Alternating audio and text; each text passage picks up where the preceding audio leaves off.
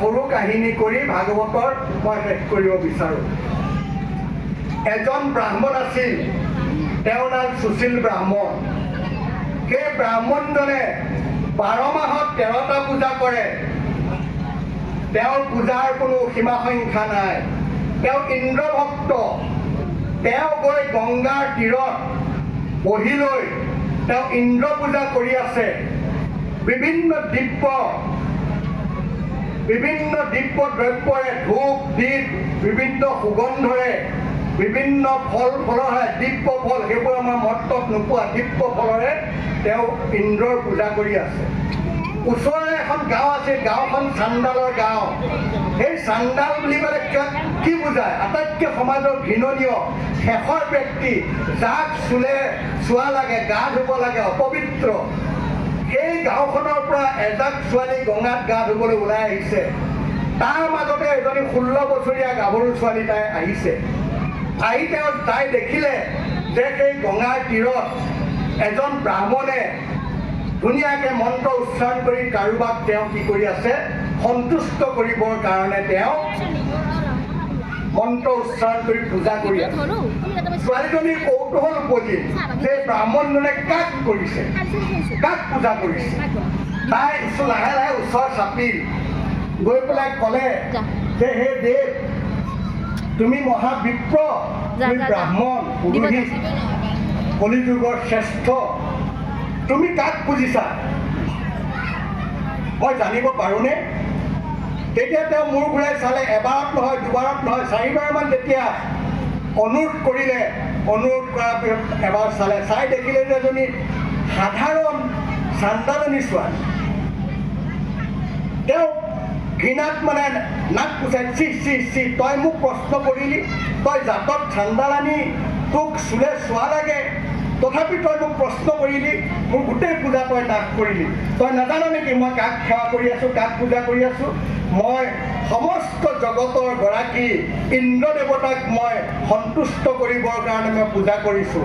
ইন্দ্ৰ যদি সন্তুষ্ট হয় তেতিয়াহ'লে স্বৰ্গৰ আধা তেওঁ মোক দিব।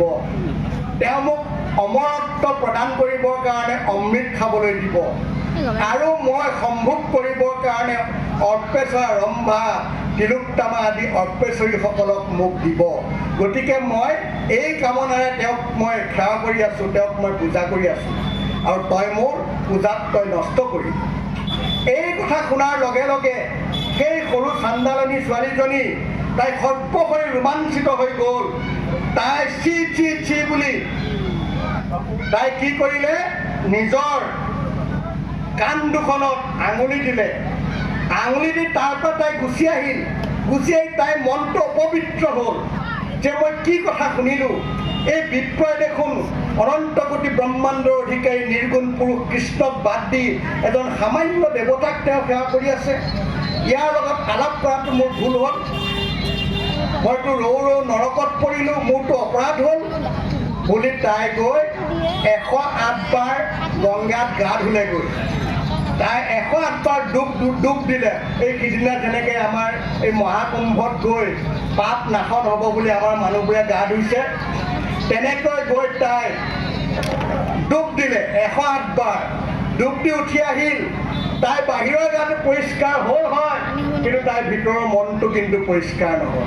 তাইৰ মনটোত সকলো সময়তে কেৱল সেই অপৰাধী বিপ্ৰজনৰ লগত কথা পতাৰ কাৰণে, তাইৰ দৃষ্টিত অপৰাধী সেই বিপ্ৰজনৰ লগত কথা পতাৰ কাৰণে তাইৰ মনটো বেয়া লাগি থাকি তাই কি কৰিব, তাই এখন ভৰিৰ ওপৰত থিয় দি আনখন ভৰিৰে তাই ঠিক ওপৰৰ আঁঠুটোত ভৰি দি তাই ওপৰলৈ হাত দুখন দি তাই নাম জপ কৰিবলৈ ধৰিলে।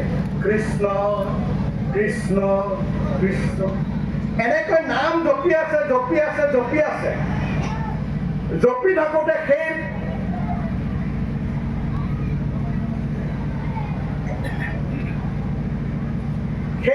পথৰ আকাশ মাৰ্গেৰে কোন আহিছে? দেৱৰ্ষি নাৰদ আহিছে। নাৰদে শুনিছে যে তলৰ পৰা এটা মধুৰ কণ্ঠস্বৰত কৃষ্ণ নাম আহিছে। ভকতে যেতিয়া কৃষ্ণ নাম ল'ব কৃষ্ণ নাম লোৱাৰ লগে লগে তেওঁ সৰ্বশৰী ৰোমাঞ্চিত হৈ যায় কৃষ্ণ নাম গোৱা বা কৃষ্ণ নাম শুনাৰ কাৰণে। তেওঁ সৰ্বশৰী ৰোমাঞ্চিত হৈ যায়। কৃষ্ণ নাম শুনাৰ লগে লগে নাৰদৰ সৰ্বশৰী তেওঁ ৰোমাঞ্চিত হৈ গ'ল। তেওঁ কৌতূহল উপজি যে কোন এই নাৰী কণ্ঠস্বৰ, কোনে এই মধুৰ সুৰেৰে কৃষ্ণ নাম গাইছে। লগে লগে তেওঁ তললৈ তেওঁৰ সেই বাহন ঢেঁকী তেওঁ নমালে। নমাওঁতে তেওঁ তলত যেতিয়া দেখিলে এগৰাকী সুৰক্ষী গাভৰু তাই কি কৰি আছে, কৃষ্ণ নাম কীৰ্তন কৰি আছে। তেওঁ কৌতূহল উপজি, এই চান্দলনী তোৰ কি হ'ল? তই যাৰ কাৰণে এই জুৰুলা জুপুৰা দেহাটো তই গা ধুইছ বুলি মই জানিছোঁ, তই জুৰুলা জুপুৰা দেহাটো লৈ তই কিয় তই নাম লৈছ? তই কি কাৰণে তই নাম লৈছ কচোন? তেতিয়া তাই সেৱা কৰি ক'লে যে প্ৰভু, মোৰ আজি পাখণ্ডৰ লগত আলাপ হ'ল। পাখণ্ডৰ আলাপত মই সৰ্বশৰীৰ মোৰ অপবিত্ৰ হৈ গ'ল। মই বাহিৰৰ বাহ্যিক শৰীৰটো মই পবিত্ৰ কৰিবৰ কাৰণে 108 বাৰ মই স্নান কৰিলোঁ, কিন্তু মোৰ ভিতৰৰ মন হৃদয় পবিত্ৰ নহয়। সেই মই মোৰ মন হৃদয় পবিত্ৰ কৰিবৰ কাৰণে মই সেই প্ৰভুৰ নাম মই উচ্চাৰণ কৰিছোঁ। তেতিয়া নাৰদে ক'লে যে কি কথা, তোক চুলে গোটেই জগতৰে জগত অপবিত্ৰ হয়, তই চাণ্ডালিনী আৰু কি শক্তিয়ে তোক অপবিত্ৰ কৰিলেও তই অপবিত্ৰ, আৰু তোক অপবিত্ৰ কৰা কি শক্তি আছে কচোন মোক? তেতিয়া চাণ্ডালিনীয়ে কৈছিলে,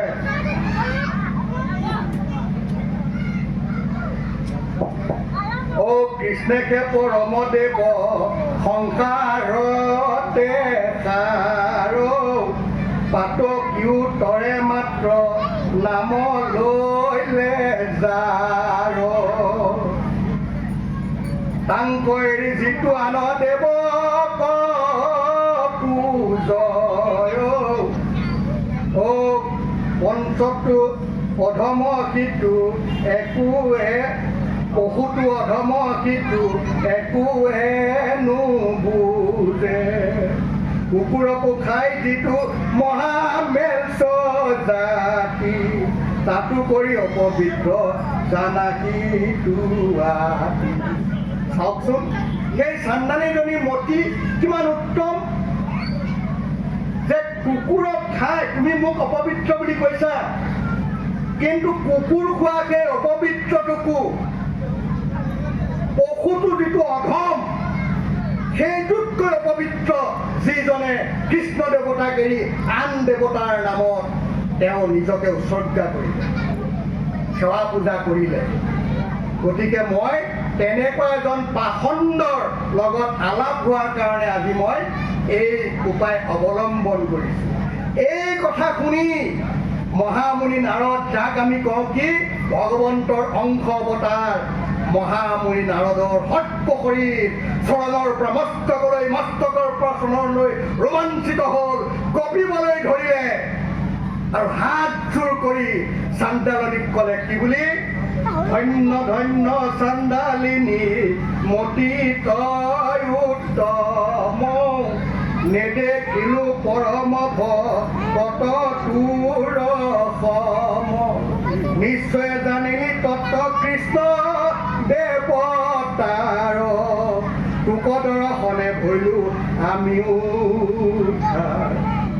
চাওক সেই নাৰদ, যিজন নাৰদে জগত প্ৰসিদ্ধ কৰে, যিজন নাৰদে জগত উদ্ধাৰ কৰে, যিজন নাৰদক দেখাৰ লগে লগে কৌটি কৌটি পাপত থকা পাপময় জীৱৰ মন আকাশ পবিত্ৰ হৈ ঈশ্বৰ চিন্তাত নিমগ্ন হোৱাৰ পথ পায়, সেইজন নাৰদে আজি চাণ্ডালনীক কৈছে, চাণ্ডালনী তই মতিত উত্তম, তোতকে পবিত্ৰ আৰু তোতকে পৰম ভকত এই জগতত নাই, আনকি মই নাৰদেই তোক দেখি আজি মই পৰম পবিত্ৰ হলো, মোৰ জীৱন ধন্য হ'ল। সমস্ত দেৱৰ তত তই আছ জানি, তই উত্তম জাতি, তই মহাজ্ঞানী, তীৰ্থক পবিত্ৰ কৰে ইটো কিনো চিত্ত, তোৰ দৰ্শনে হুৱে জগত পবিত্ৰ। এতে কেউ উপজিল, এতে কেৱল উপজিল প্ৰেম ভাও, চাণ্ডালিক বুলন্তে শুনিও আপে মাও। চাওকচোন, কৈছে যে তোতকে উত্তম নাই, তই সমস্ত তত্ত্বক জানিলি, তই তীৰ্থতকৈও পবিত্ৰ, তই পৰম পবিত্ৰ।